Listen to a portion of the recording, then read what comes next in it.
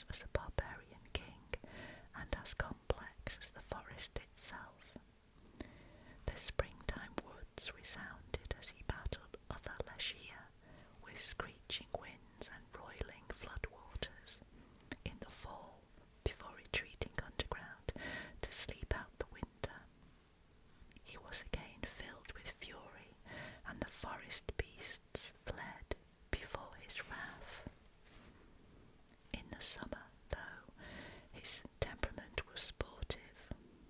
By rearranging signposts, by taking the shape of a friendly traveller, generous with advice on shortcuts, or simply by calling out in the plaintive tones of a lost child, the Leshy could lure a wayfarer farther and farther from the path until he found himself in a fetid swamp or at the dizzy edge of a precipice. As likely or not, the Leshy's gleeful laughter would then ring out from among the forest shadows. There were dog tales, too, of women who followed a woeful call that led them into birch copses, where they were attacked by goatish Leshia.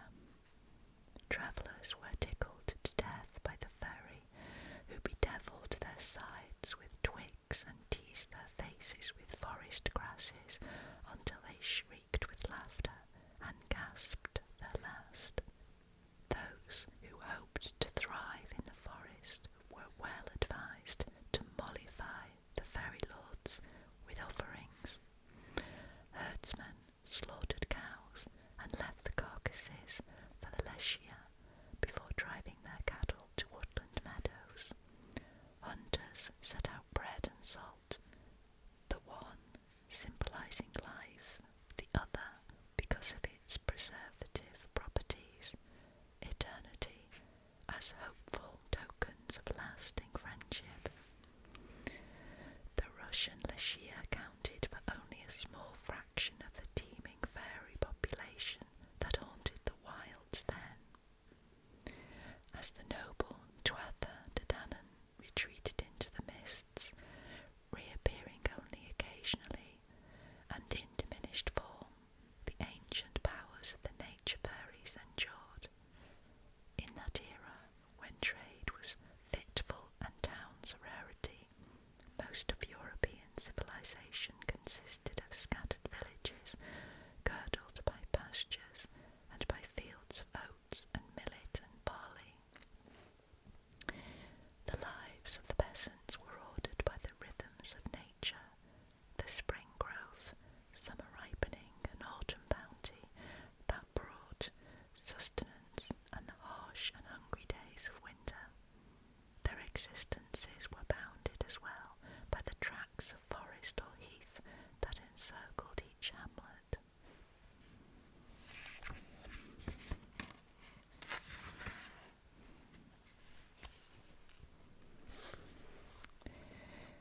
Throughout the natural world, mysterious powers were at play. The ordered patchwork of fields and groves were quickened by forces that ripened the grain and protected the harvest, or allowed it to fall victim to blight or thieves or crows.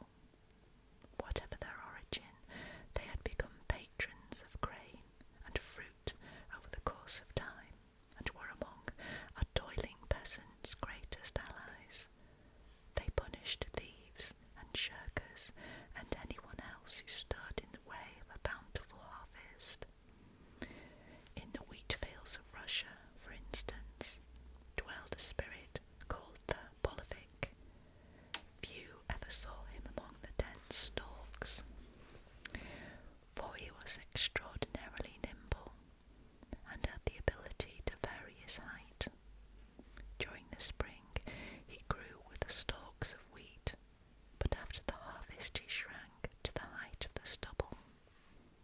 Nonetheless, shirkers who napped amid the grain knew him well, for in the afternoons he roamed the fields on a pony that kicked the sleepers and showered them with clods. In Germany, spirits called Kornbucker not only guarded the grain, but also caused it to ripen. As elusive as the Bolevik, they rode the breezes that rippled the wheat fields, hid stock still among the stalks in the guise of blue cornflowers, or prowled the fields as ill-tempered goats. It is not always clear whether these fairies acted out of concern for the interests of the peasants, or simply to protect the fields and groves that were their home. The fairies of English hazel thickets, so familiar that they were known by such homely names as Churn-milk Peg and Melchdick, were said to inflict painful bloat and cramps on anyone who tore off unripe nuts. They were probably angered more by the damage done to the trees than by the theft.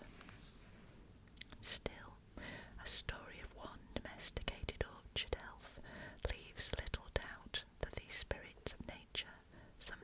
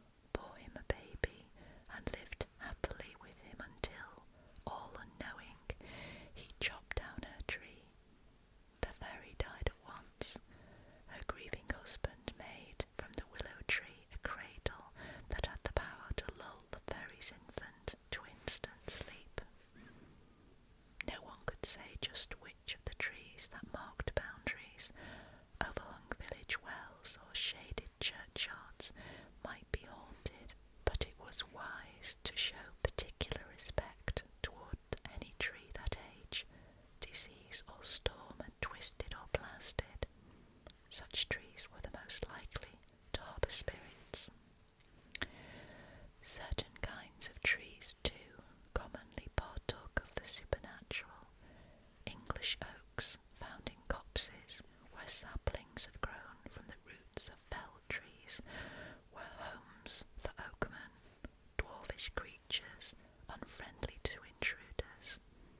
The presence of bluebells in these copses was a sign that oakmen were present and that mortals should walk warily. The elder tree housed a guardian spirit known in England and Denmark by the same name, Elder Mother. She was so protective of her tree's well-being that prudent villagers never failed to ask the fairies' permission before picking elderberries. It was thought best, when clearing a field, to leave the elders standing and plough awkward detours around them. Whoever felled an elder tree risked, at the least, seeing his livestock carried off by sickness. The price could be higher, however. It could be much higher, as a Derbyshire farm family discovered. Every midsummer eve, even in his old age, the father of this family had climbed the hill behind his cottage to lay primroses at the foot of three elders that crowned the hill. On his deathbed, he entreated his three sons to continue this ritual, but two of the sons were made of different stuff and scorned to show respect to trees, fairies or no. Only the youngest continued the custom. Such devotion rankled the older brothers. Eventually, one of them seized an axe and set off up the hill to put an end to this folly. When he returned, his clothes were flecked with fragrant green wood, and his face was ashen. He could not speak of what he had seen or felt as his axe bit into the very wood. For days he withered on his pallet. Finally he died. By then the second brother had felled another tree, and his end was the same. Only the youngest brother and a lone tree remained, and all his life, and during the lives of his children as well, primroses graced the fairy tree each year at Midsummer Eve. The kinship of such spirit life to the primeval wilderness is clearer in the light of certain tales travellers told of forest trees ensouled by fairies. The trees were similar in character to village trees, but immensely more potent, for the ancient powers of fairy lingered long and strong in places unconquered by humanity. Willows growing in the forest, it was said, sometimes followed wanderers, muttering threats as they creaked and shuffled malevolently along the forest floor. On the moors of Somerset, a female spirit, called the One with the White Hand, flickered from birch copses as pale and gaunt in the trees to ambush young travellers. If she brushed a youth's head with her spidery hand, he would go mad. If she touched his breast, he would fall dead. Such were the risks of wandering far from the relative security of the villages. Even the ordinary rigours of travel were daunting in those days.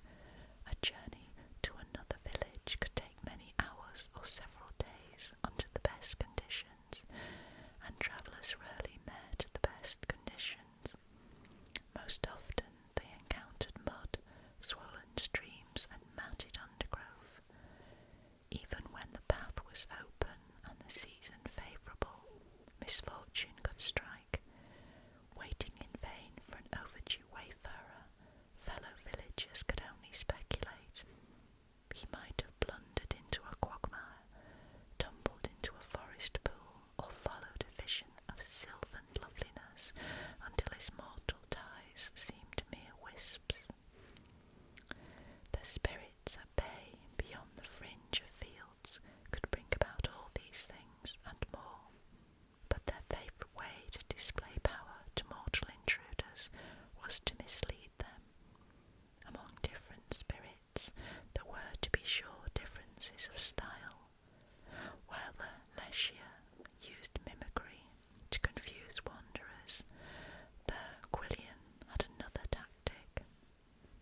these fairies roamed the mountains of Wales, caring for goats whose beards they combed each Wednesday, the day said to be the fairies' Sunday.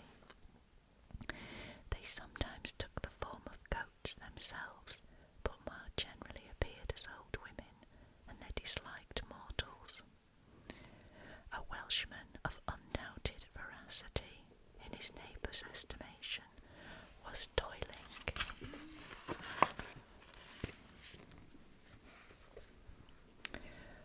up a mountainside one night, when he discerned in the gloom the bent figure of a crone, her ash-coloured garments barely distinguishable from the bracken. She trudged slowly along the stony path, and it seemed a simple matter to catch up with her. But though he quickened his steps, he drew no closer, and although he hailed her, she would not turn around. Puzzled and annoyed, he hurried toward the ever-receding figure. He soon forgot himself and the purpose of his journey, and everything else except the drab figure ahead. Only when the ground beneath his feet grew soggy did he stop, realizing that in his single-minded pursuit he had strayed far from his path and blundered into a swamp. Just then a crackle of ancient laughter rang out through the marshland vapours, and the man knew that a Gwyllion had tracked him.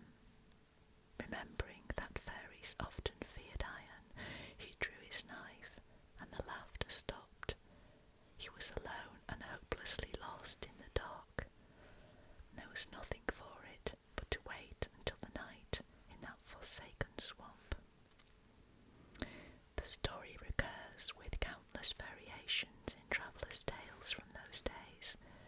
It is often difficult to tell whether the spirits of forest and mountain spun their deceptions in order to discourage mortal trespassing, or simply to amuse themselves, but their playful natures always clouded when mortals despoiled their domain.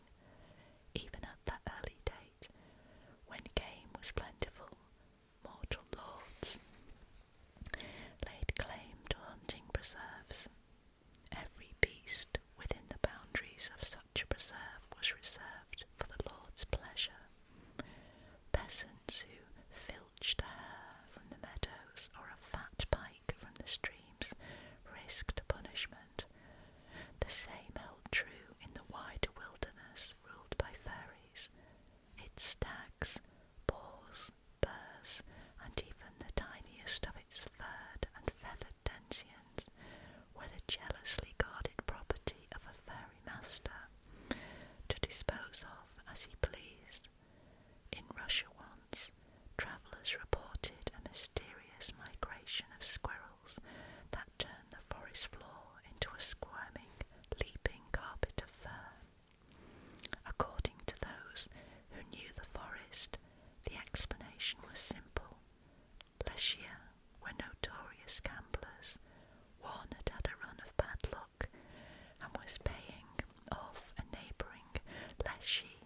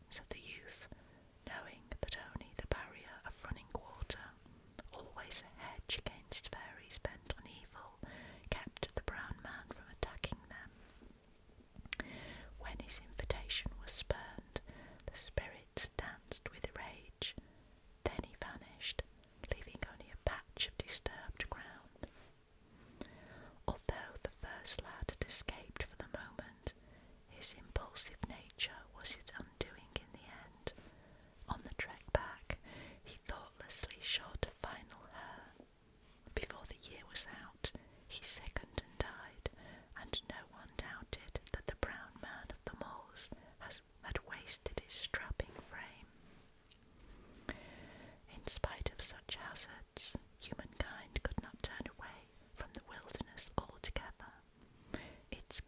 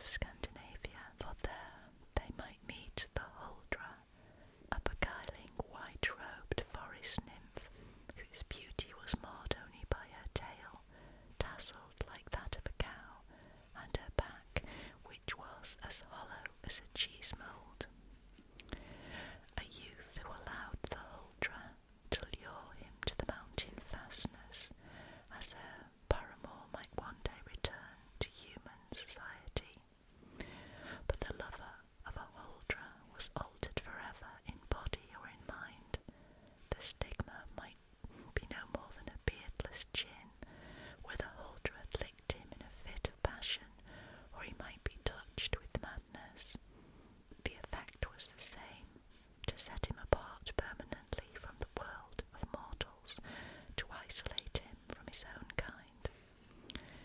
No less perilous to susceptible young men were the golden-haired Vile of Central Europe. These mistresses of the forest spoke the language of animals, tended herds of chamois and deer, and were enchantingly beautiful. Their bodies were as slim and pliant as the stems of young pines, their eyes flashed like a dapple of forest sunshine, and their songs rose in a golden thread of melody above the rustle of